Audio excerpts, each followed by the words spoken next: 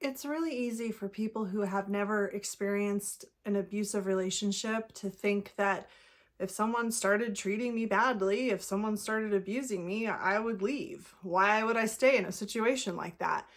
And that's a really logical, sensible thing to think when you've never been in the middle of an abusive relationship, when it's never been your reality. So, in today's video, I want to talk about the ways that abusive, narcissistic people can keep victims trapped mentally and emotionally in the relationship. Reasons that people in these types of relationships don't just leave. And I hope that this video can validate people that have been in this situation or are in this situation, and also help people that are experiencing this be able to articulate to other people why it's not always so simple to just leave. Welcome to Looking Behind the Mirror, where we explore narcissism and take our lives back as we make sense out of nonsense. As a quick disclaimer, everything I say is based on my opinions and my personal experiences. I'm not a professional, and if you're really struggling, I encourage you to seek professional help. I am providing links below for you. In today's video, I'm going to go over the 5 major reasons that people stuck in abusive relationships feel trapped, feel like they can't leave, or they shouldn't leave, or they don't want to leave. And I hope that going over some of these things that can keep people trapped can help some people out there that are trapped maybe find their way out mentally, because that's a huge part of what keeps people in these types of relationships is the manipulation, the confusion, the mental blocks. There's really powerful mind games that go on in these types of relationships that makes leaving really confusing and something that we can be afraid to do, or something we feel like we shouldn't do. So the first really powerful mind game that a narcissist or abusive person can play with you is the feeling that things are getting better. Things are just about to turn around. If you wait it out, if you stick it out and just put up with all this horrible abuse, there's going to be some big reward and it's all going to be worth it. And they do this by when you're just about to give up on them, or when you finally feel sure, or you feel some level of confidence that, oh, this person isn't treating me right. I really do deserve something better. This really isn't going to get better. Suddenly, when you finally hit that moment, they somehow know you've hit some kind of limit. And all of a sudden, they start saying the things that you've been waiting for them to say. They start treating you better. They start doing the things you've been begging them to do. And, you've been in this situation where all you want is just for them to be nice to you, or just to do the dishes, or whatever it is that you've just been begging. Please just do this thing, or please just stop doing this thing. This is something you've been longing for, desperately wanting, and all of a sudden they start doing it, like maybe just listening to you when you talk. So why would you want to leave when you are finally getting this thing that you've wanted so bad? It feels so good to finally feel like you're finally getting through, and all this suffering is finally paying off, and oh, all this time I've spent wasn't wasted after all. I'm finally getting what I need. This is part of the abuse cycle, and this is why you will hear abuse victims often say things like, well, things are a lot better now. Well, they've been a lot nicer to me lately. They've been doing X, Y, or Z, and I think things are going to work out. And this is why you might hear abuse victims say things like this, and then a few months later, they're back in some kind of crisis. And then a few months later, they're back to saying, well, things are getting better now. Because narcissists and abusive people will make your life miserable, make you desperately long for whatever it is they're not doing, or desperately long for them to stop doing whatever it is that's hurting you.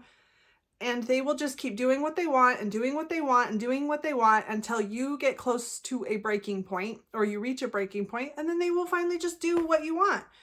And it's not just that they're doing what you want, it's that you've been desperately hoping for them to do these things.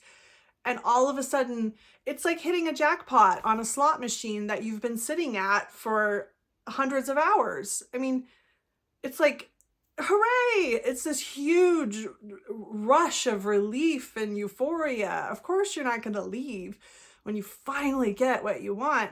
And so this is something that can really keep you mentally and emotionally trapped. Along with this is like this fear of like, what if it gets better? What if all of this torment and suffering pays off? If I just wait one more month or just a little bit longer, then it will all be worth it. And there's this fear that you might miss out on this wonderful, amazing reward. So if this is a cycle that you recognize that you feel like you're stuck in, I just want to, I've been through this, and I promise you that when someone is making your life this miserable, like making you spend most of your time wishing that they would listen to you, or wishing that they would just be nicer to you or stop lying to you, or just wishing like some, just suffering in this relationship 80% of the time, even if it's half the time or less. There's nothing that person is ever going to do for you. There's no bridge they're finally going to cross or change they're finally going to make that's going to make all that suffering worth it. Living in a relationship like that is hell. No one deserves to live like that. No one deserves to spend a good amount of their time desperately longing for decency. And there's nothing that person's ever going, even if they tried to, there's nothing that person is ever going to do for you that's going to make that suffering worth it. Anyone who causes you that kind of suffering is not the kind of person that's going to give you anything that's going to be all worth it, ever. I promise you.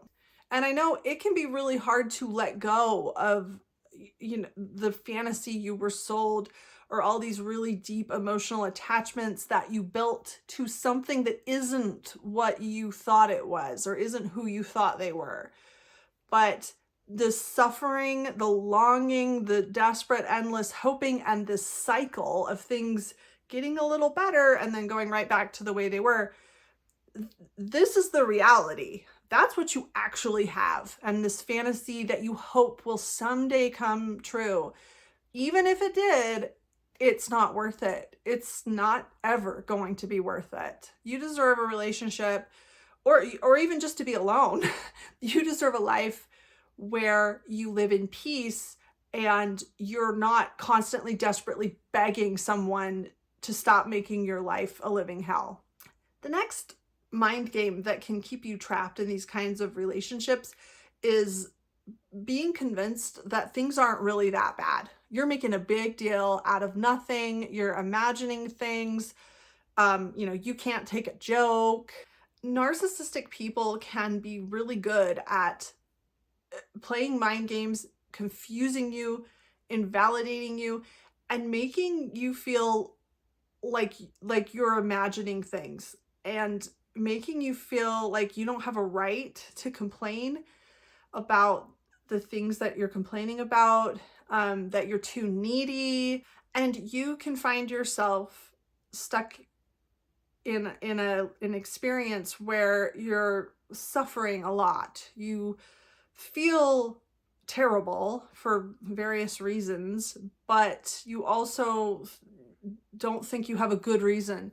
Like, you're not justified in feeling hurt or invalidated, or feeling lonely, or feeling like your partner doesn't like you, or feeling like you can never do anything right, feeling like you're with someone who doesn't love you, or doesn't accept you, doesn't like you.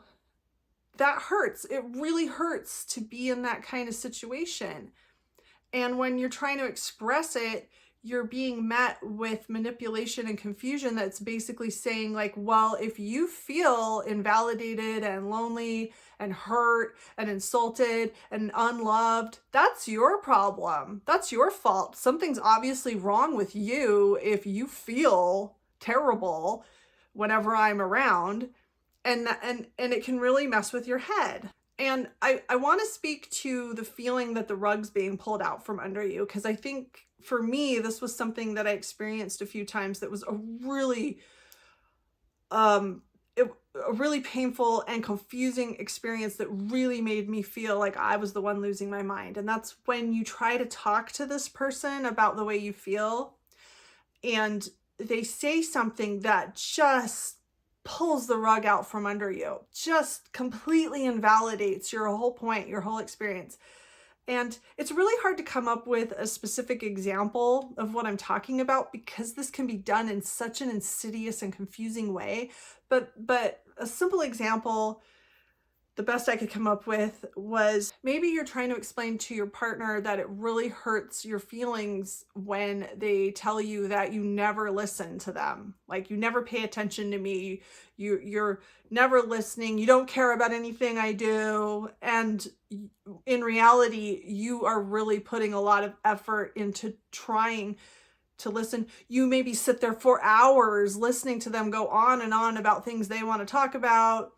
And you feel like you've put in a lot of time and effort listening to them, trying to make them the center of the universe that they want to be, right? And none of this time you've spent in trying to pay attention to them and listen to them has been recognized or appreciated. And that makes you feel terrible, like you're unappreciated, right? And you try to talk to them about this.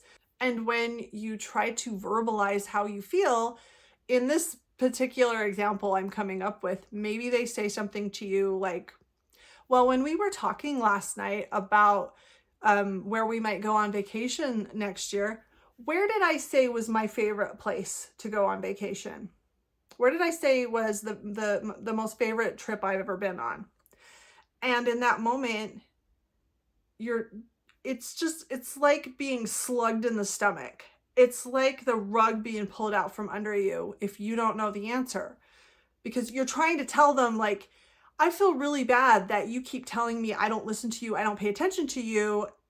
I am suffering. I am in pain. I feel unappreciated and unseen. And then they come back with this proof of like, well, you don't listen to me, because what did I say last night when we were talking about this?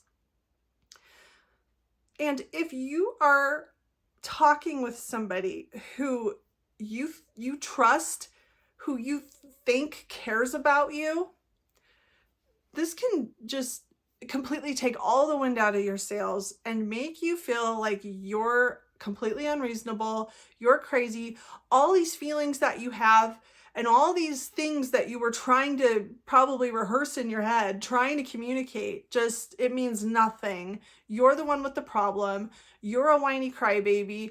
And you know what? You don't listen. You obviously don't pay attention.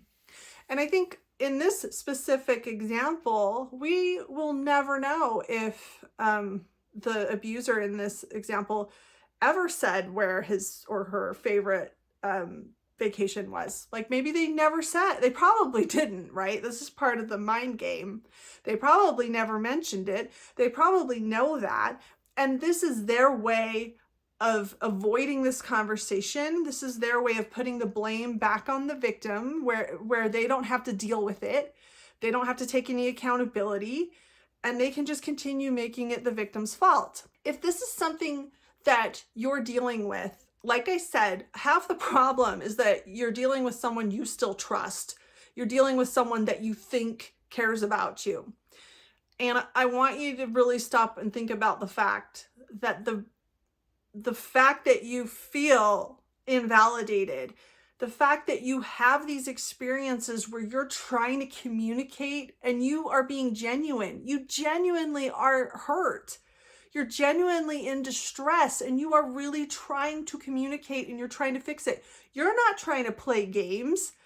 You're not trying to gain control of the other person or avoid accountability. You are genuinely trying to express your distress and your pain, and you're met with a rug being pulled out from under you. You're met with a feeling of like, no, you're the problem. You're imagining things. You shouldn't feel that way. You really don't listen to me. When that's what happens, when you're genuinely trying to address a problem and trying to communicate, that's the problem. You don't need this person to validate you. You don't need this person to agree with the way that their behavior is making you feel, because this person is actively doing things to harm you emotionally. They're actively ignoring your experience and invalidating you and pushing all of the responsibility of the relationship onto you. They're hurting you, and then they're telling you that you're crazy. And so even if, in the example I gave, even if last night they did say where their favorite place to go on vacation was, and you just happened not to be listening in that moment, that doesn't matter. What matters is you are trying to communicate a genuine feeling that you have. You are genuinely trying to solve a problem. And if they actually cared about you, then they would be interested in a mutual solution where you both benefit. And they might actually try to talk about, okay, well, the reason I feel that way is X, Y, and Z. And these would be things you could actually do something about, right? And you could actually work on these problems instead of a gotcha, instead of a what about last night? Because in that moment, there's nothing you can do about it. You can't rewind time and go back to the moment last night when you weren't listening and fix it. And so it's just a way for the abuser to just say, hey, if you feel bad, that's your fault. That's your problem. I don't want to work with you on it. I don't want to communicate with you on it, because you are a bad person and you deserve to feel hurt and invalidated because you don't listen to me, do you? But it's like some example where you're like, was I not listening last night? I try to listen, but I don't know what you're talking about. Well, I guess that's proof that I'm crazy. You shouldn't have to live in a relationship where you feel like that, even if it's because you don't listen. Like, you're trying to listen. You're trying. And that's all that should matter, is that you're trying, and all of your effort isn't doing any good. You're trying to communicate, you're trying to be a good listener. I keep using that as the example, but whatever it is the abuser is doing to make you feel like you're not good enough, you're trying to improve, you're trying to make them happy, you're trying to communicate, and nothing ever gets better. If you're in a relationship where you're genuinely trying to communicate, and when you do, you walk away feeling worse, or you walk away feeling like it's all your fault and you're silly to think that you have a right to complain, that's the problem that you should focus on, because that's what really makes this an unfixable problem, and that's what you deserve better than. You don't deserve to live with someone who genuinely thinks that you're not good enough, even if their complaints are based in the truth. Maybe you really don't listen enough for them to be happy with you, even if you try. Maybe you have ADHD or something. Maybe it's just really, really difficult. Maybe they drone on and on and on about the most boring thing you could ever imagine, right? As if that ever happens. But for whatever reason, your best efforts aren't good enough for this person. And the more you try to make it better, nothing ever gets better. That alone should be enough for you to feel validated in wanting to look for something better. It doesn't matter if it's your fault or their fault or whose ever fault it is. This is a relationship where you're not happy, where you're being made to feel like you're not good enough. And there doesn't seem to be anything you can do to make that better, no matter how much you try. And that alone is all you need to know. And you can stop trying to make things better with someone who won't listen to you and won't validate any of your feelings and won't work with you to try to make things better. The next mind game that can keep you trapped in a relationship, an abusive relationship that's similar to the one I just went over, is being convinced that you're the one causing all the problems. One reason that a narcissist won't change for you is because they don't think that they should. They don't see anything that they need to change, because when they are abusing you, yelling at you, whatever it is they're doing, well, you made them angry. So if you want them to treat you better, then you need to stop making them angry. And I'm saying that as that's their perspective, right? But you're not actually doing anything to make them angry. They're blaming the anger that they have on you because they don't want to deal with it. But they're really good at this, some of them. Some of them are really good at manipulating you into thinking that you made them angry. You know, you're the reason that they're yelling at you. You're the reason they don't want to talk to you anymore, or they're ignoring you or whatever. And I have heard people say, how can you think that? You know, when someone's treating you like crap and then they're telling you that you deserve it, that it's your fault, how can you possibly fall for that? Again, when you're with someone that you trust, someone who's built trust with you by pretending to be someone they're not, and you think that they care about you, and you think that this is a relationship that's worth your time and effort, you are going to be more likely to trust them when they tell you that, well, it's really hard for me to be patient with you when you are so frustrating. You know, well, you've really pushed me to my wit's end. How do you expect me to talk to you when you never listen, or you're so lazy, or you don't think? I'm the one who needs support. I'm the one who's suffering here because you're so hard to live with. And when this is someone that at one point was telling you how wonderful you were, someone that you have really strong emotional attachments to, it's easy to assume that, of course, this is their experience.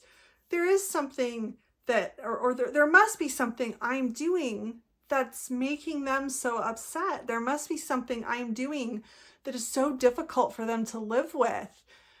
It's got to be my fault. They wouldn't lie about something like that. They wouldn't just make it up because they used to adore me.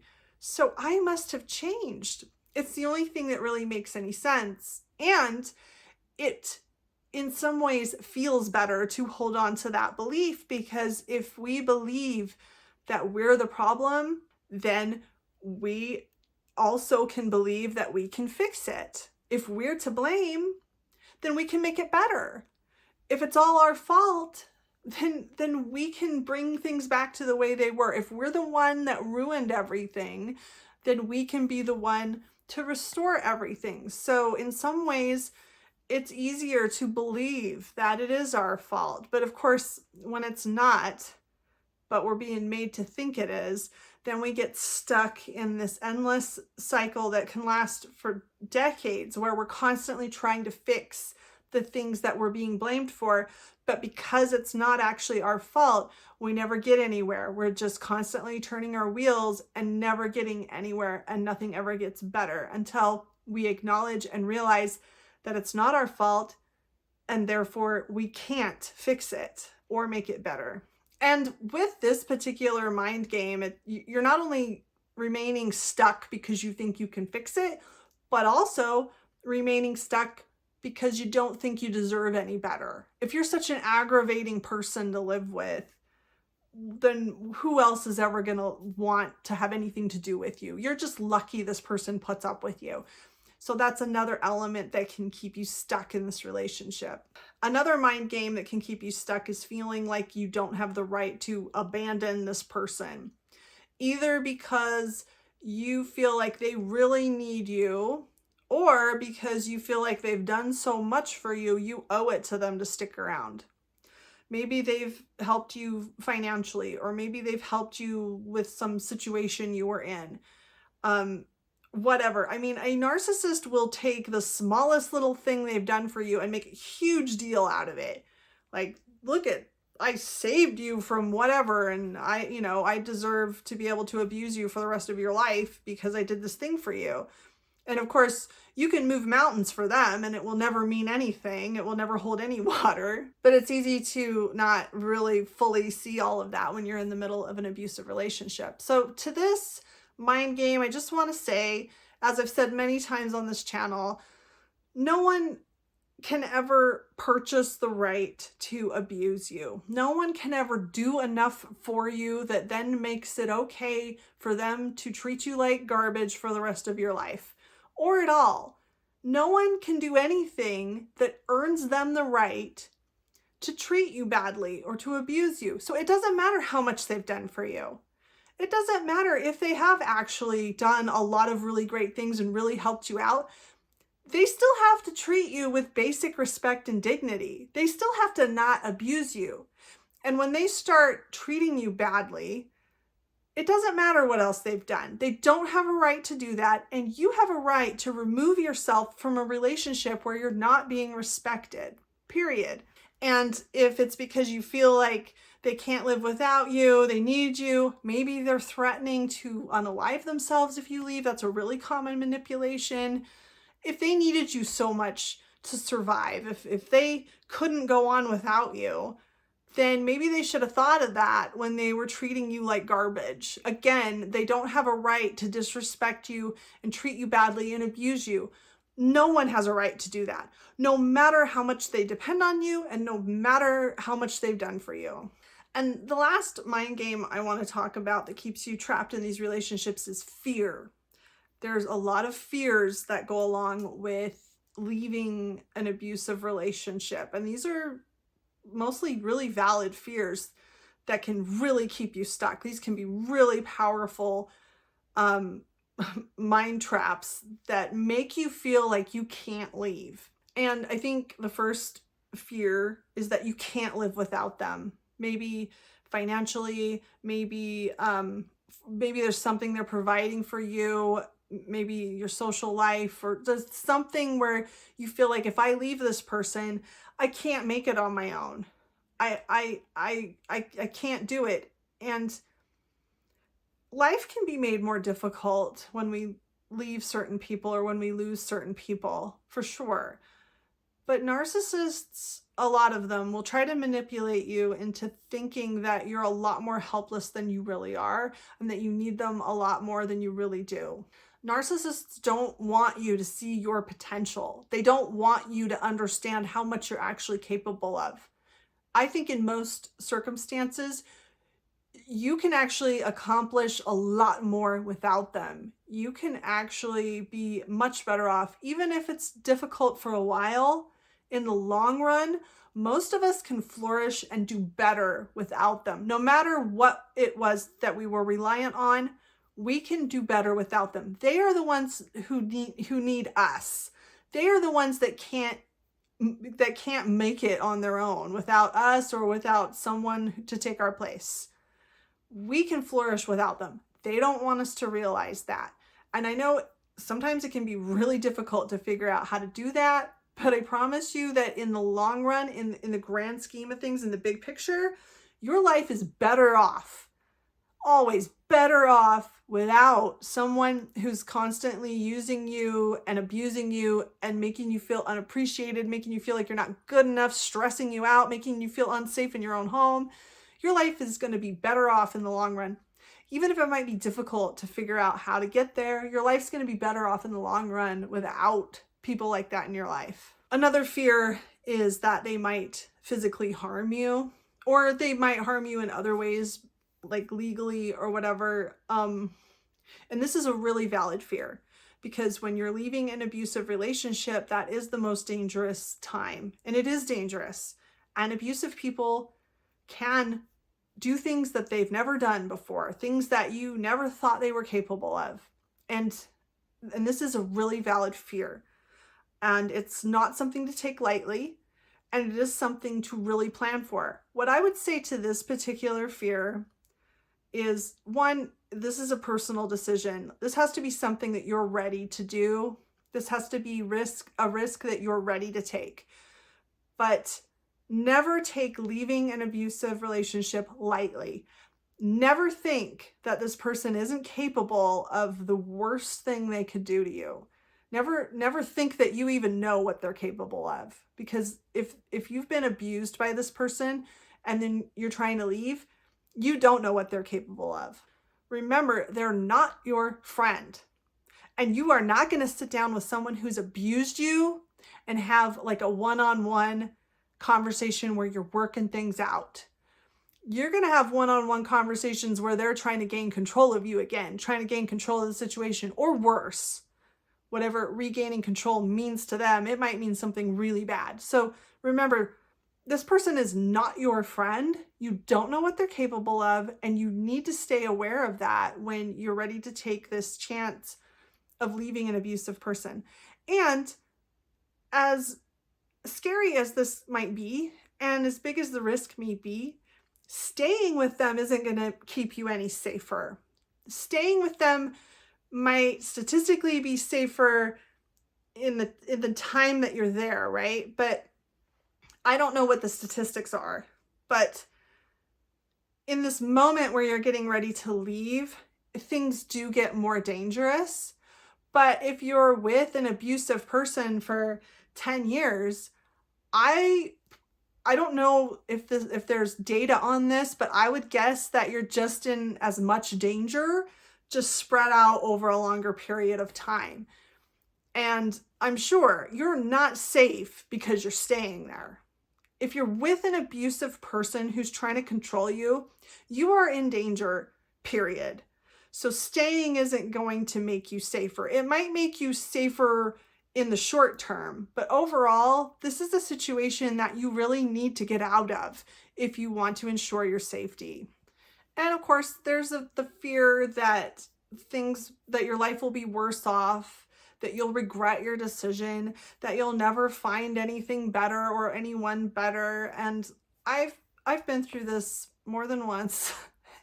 And I just want to say that anyone who treats you like this, anyone that makes you feel unappreciated, that makes you feel unsafe in your own home, unlovable, and scared to leave, turns leaving into a kind of war, your life is better off without them. Even if it's really, really difficult to get through the transition, even if you are alone for the rest of your life, it's better. It's better without them. It's better alone. You're going to find something better because you're going to find something that doesn't include them.